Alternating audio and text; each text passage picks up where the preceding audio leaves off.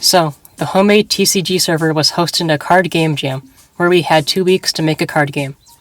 We needed 2 decks, a rulebook, and a way to play it online.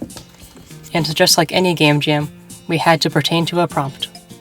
Now this was my first game jam. The only experience I had before was my many failed board game attempts. Except my latest one, so I had some hope succeeding in this jam. The prompt was lands.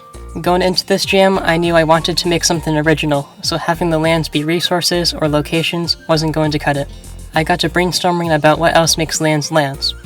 Now around this time, a new board game called Earthbound Rangers released. In that game, you explore future Earth and traverse the wilds. Plants, prey, and predators would interact with each other in dynamic ways. In order to survive, you needed to use nature to your advantage. That's it.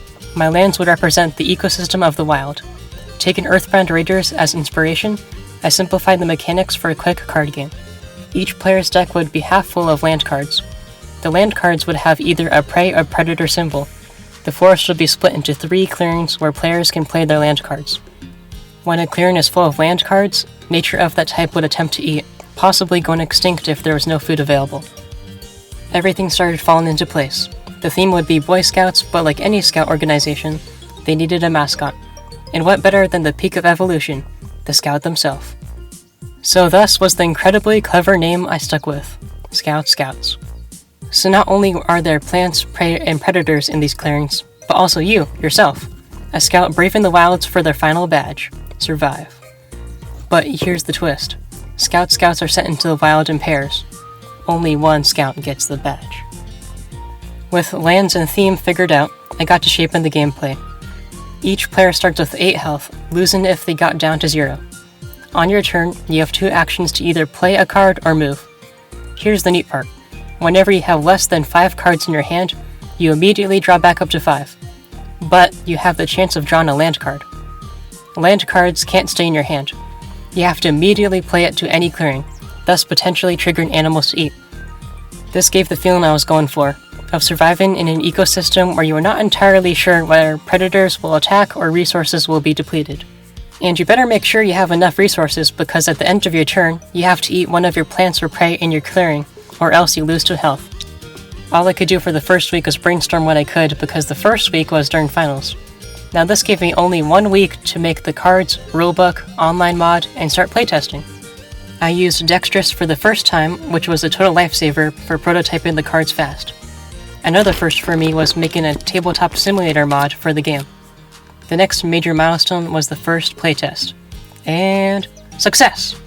I was super happy because my playtests are usually trash, but this one actually worked. Now there were some things I had to fix though. Nature will now enter exhausted so that players can't just play plants and prey in their clearing immediately to eat them.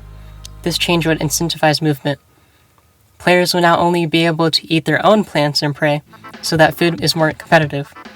Eating effects would now not be triggered by players eating them to stop unwanted play patterns. And finally, your predators and prey would have priority eating your nature. The eating mechanic was still a problem for the judges, as you will see later. After some more playtests with myself and 1 playtest with someone else, the game was in a good place.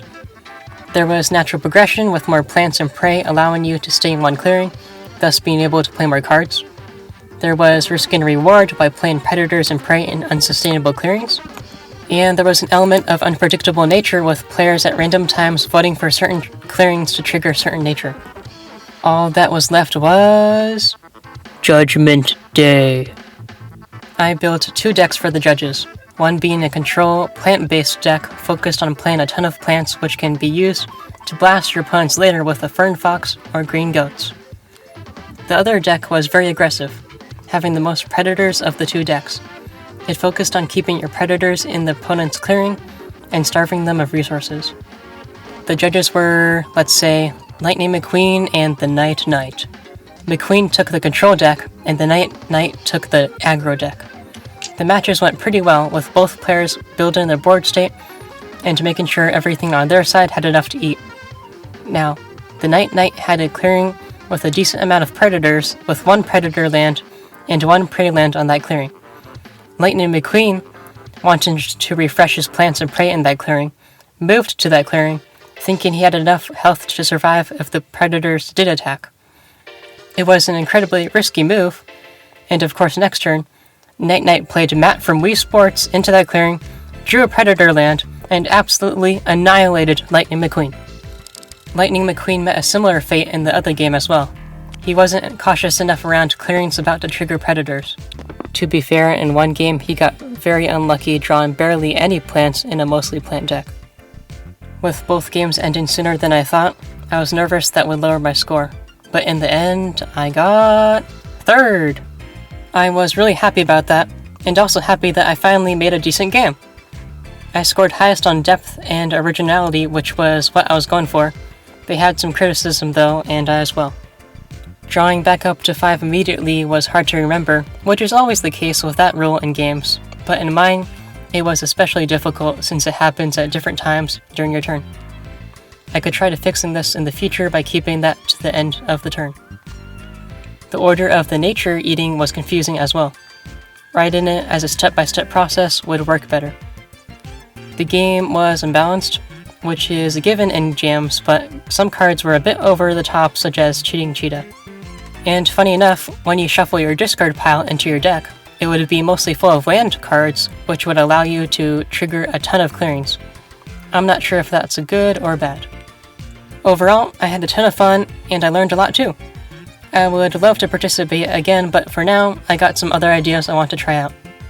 So yeah, thanks for watching, and when you get the chance, go try a game jam.